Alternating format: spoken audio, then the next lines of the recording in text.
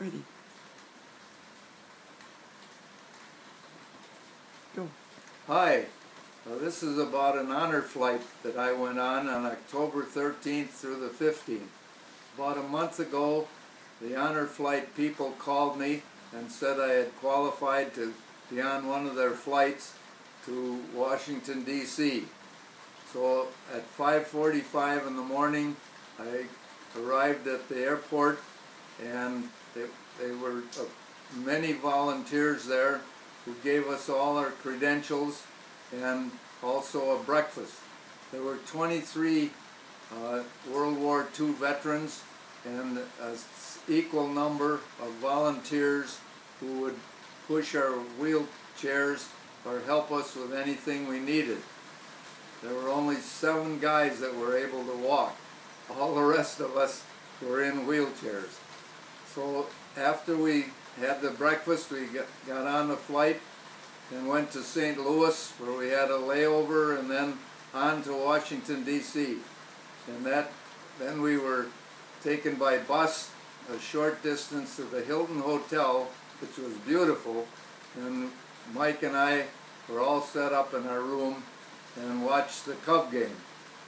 So the next morning, then, we got up, had a nice breakfast in the Hilton Hotel, and we're on our way for a big day of visiting the Washington Monument plus 10 other memorials. The schedule went something like this. Got up at 7:30, breakfast at 8. At 9 a.m. we boarded the bus for Washington, and the first memorial we saw was that of FDR.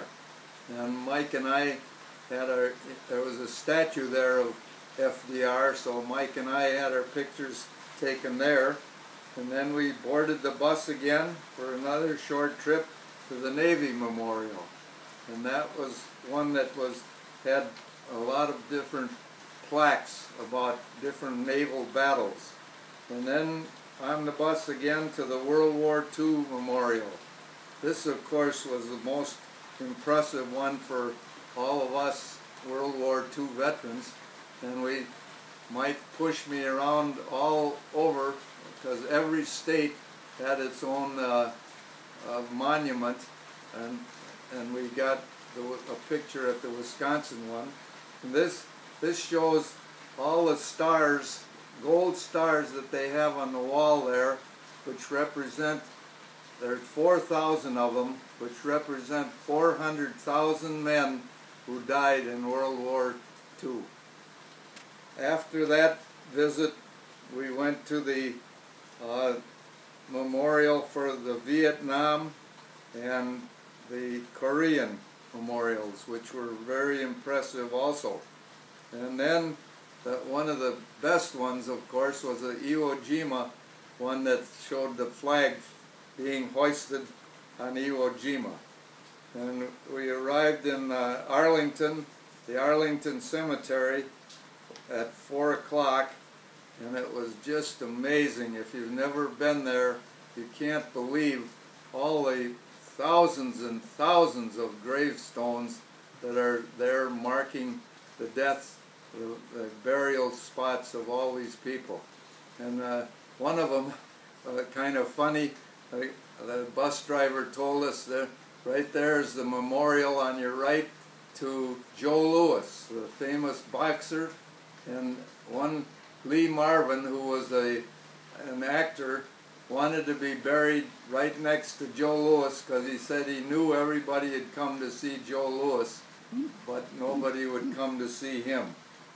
So then another important thing was the changing of the guard, which happened at 5 o'clock at the Tomb of the Unknown Soldier. And we had great seats right next to where we could take excellent pictures of the guard walking back and forth. He takes 21 steps and then stops, does his turnaround by clicking his shoes together. He waits another 21 seconds, then he walks back again, and that goes on for an hour. One guy doing all this walking, and then they have the changing of the guard, which we saw, and a sergeant, a big burly sergeant, came in and announced to the people that that's what they were going to see, and the new guy comes in, and after a brief ceremony, he steps in and takes the place of the guy that was going for an hour, and now it's his turn for an hour. And I understand that it takes them 9 months to train to be a guard like this, and they're on for an hour, and then they're off for 3 hours, and then they go back on for another hour, because they only have 4 guys that do this. Very impressive. And then we went to the Air Force Memorial. We had one Air Force person on board, a woman actually. We had dinner at Fort Myer, which was pretty good, and boarded the bus again and arrived back at the hotel at 9 o'clock at night, and we were dead, tired, I'll tell you, because that was a lot of on and off the bus, but it was well worth it.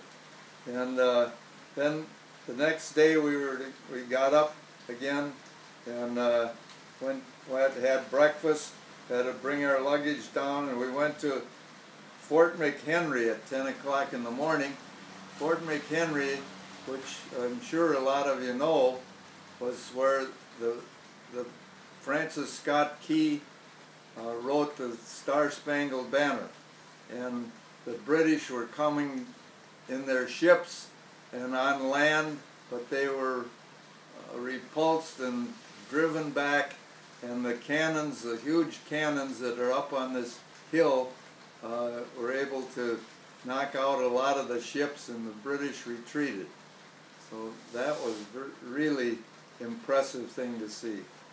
And then we boarded the bus again and arrived at the Baltimore airport about 1:15 for a 3 o'clock flight, and we were supposed to get home at 5 o'clock that night, and we did, right at 5 o'clock, and also dead tired from a lot of traveling, but it was just a fabulous trip. Several people go on it more than once as volunteers, and a volunteer has to pay $900 from Phoenix to go along. All of our airfare, food, and hotel for the veterans is free. And luckily Mike was able to go out of Milwaukee, so he only had to fly from Milwaukee to Baltimore. I was able to get frequent flyer tickets for him, so his cost $13, and that's all.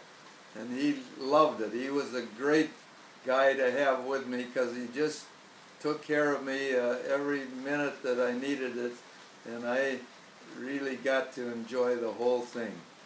So if any of you are World War II veterans and know about this, tell people that are, because it's available for any World War II veteran, and you just have to sign up. So I loved it, and love all of you also. Don't hit 0 where you are. Good job, Lefty. Huh? I'm just saying, good job, Lefty. I hope that recorded. Come over here. What? Well, I'll just hit the button on the right, not the red one. Was it still running? Well, yeah. Well, shut it off. Where? On the right. Yeah, you just hit the red button. That's good. That's what wiped it out before. No, it'll just shut it off. It should. It's got to. Well, shut it off. I mean, we're getting all this talk on there. I know. There. That. Oh boy. I think you're gonna just